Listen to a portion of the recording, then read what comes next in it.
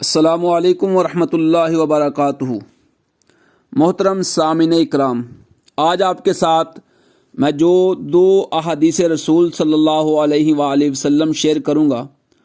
اس میں نبی کریم صلی اللہ علیہ وآلہ وسلم نے اپنی اہل یعنی اپنی اولاد کی شان بیان کرتے ہوئے فرمایا،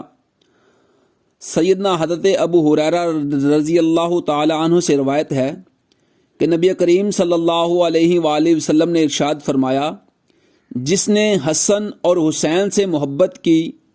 اس نے مجھ سے محبت کی، اور جس نے ان دونوں سے دشمنی کی اس نے مجھ سے دشمنی کی۔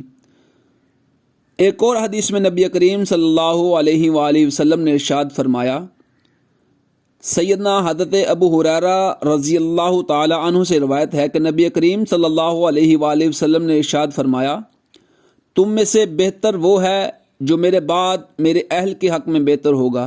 یعنی نبی کریم صلی اللہ علیہ وآلہ وسلم نے ارشاد فرمایا کہ میرے وصال باکمال کے بعد تم میں سے بہتر شخص وہ ہوگا جو میری اہل یعنی میری اولاد کے حق میں بہتر ہوگا۔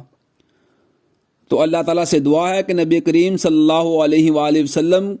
کی احادیث شریف کو سن کر ان پر عمل کرنے کی توفیق عطا فرمائے۔ السلام علیکم ورحمۃ اللہ وبرکاتہ۔